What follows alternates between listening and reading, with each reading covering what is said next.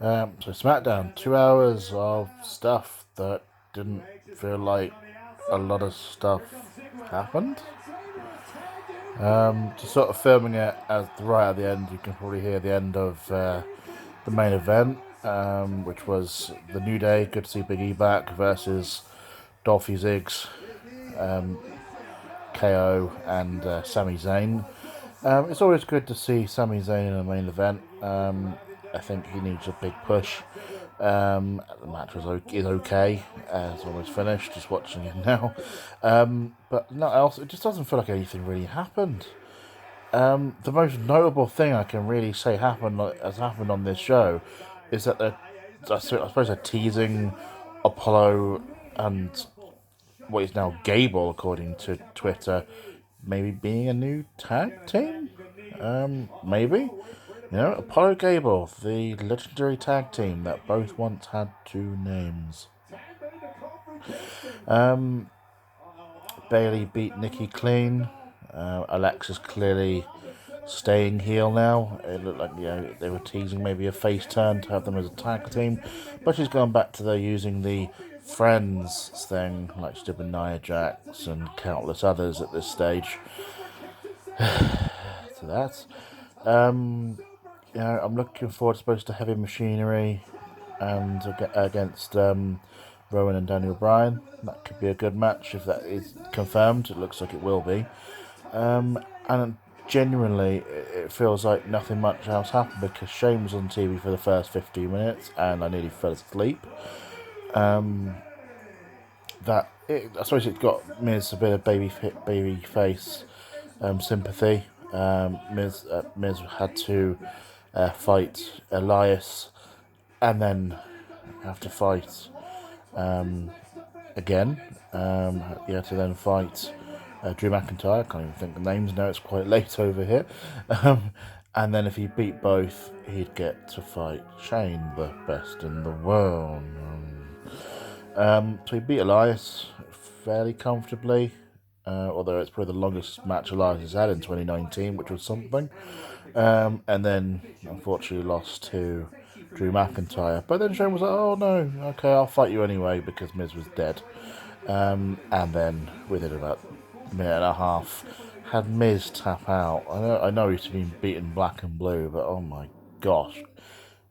The Miz tapped out to Shane McMahon.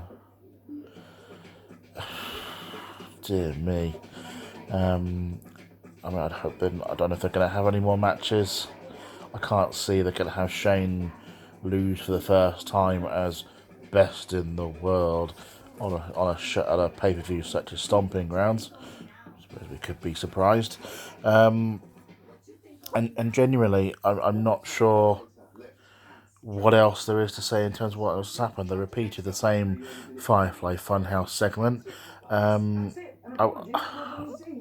It feels like it's not too much. It's a great segment, of course, but it just feels like it's not too much to ask to film two in a week, or at least make some alterations for the Smackdown one, because they're just repeating the same thing.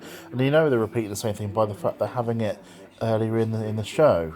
That they don't care as much. Instead of fill it out, but they go, oh, the big things that were really that need to be pointed out actually on this were the two occasions where WWE were so self-aware of what was going on, as if the wrestlers were sticking to the scripts, that you wonder if they're that self-aware, how are they doing what they're doing with their booking? How can they not understand that the booking's bad and not make changes? So the first time was when there was a promo earlier in the sort of halfway through the show with a New Day. Great to see them doing promos. It's always fun to see. And Big E made a joke that he'd made as many returns as Charlotte has had titles, which was quite funny. And then they made another joke, went to lead into another joke about Charlotte Airport booking a flight, etc. Then they were cut off. I don't know where that was going.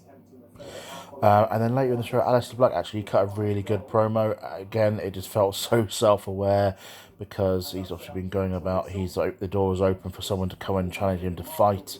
and he quite literally got the editor or the producer to open the door, and he was literally side onto the camera yelling at the door, you know, come on, you know, fight me, someone, please, and that was probably one of the most enjoyable bits of the show. Going by who WWE have sort of asked us on Twitter who we want to see him feud with, in terms of for a first feud, there's a few good potentials there. I don't think we should put him straight in the title picture with Finn Balor. I mean, he belongs there, but have him have a sort of non-title feud to begin with, and then I'd love to see him then build up to fight Balor, which would culminate in a Demon Balor versus Black sort of final match, decisive match. Maybe down the line. I think SummerSlam too soon. I don't think Hell in a Cell is going to be a pay per view this year. Maybe down the line towards, if not at Survivor Series itself.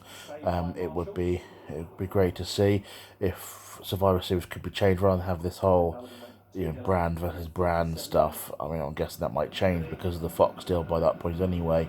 But actually have different style this year. It's been the same for a number of years now. But overall, it was just it wasn't a boring show. It just didn't, in hindsight, feel like that much happened. But there were little fun snippets. The wrestling itself was fine. You know, Heavy Machinery got a job a win, which gives them something. But I say the main event was okay. It was fine. Did its thing. But then again, apart from the Miz match, there wasn't any other. Oh, sorry, there was one other match. It was Sonya. Sonya got a win. That's not bad. Not a bad thing. It is over Carmella, who's lost again, but then it was a heelish victory. But I'd love to see Sonya on her own 2 feet, away from Mandy.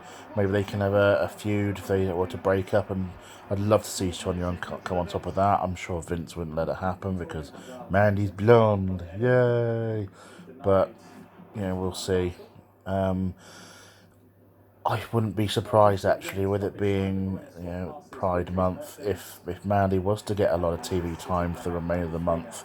I'm surprised that WWE aren't jumping on that bandwagon as she's come out as openly being a lesbian. Fair play to her.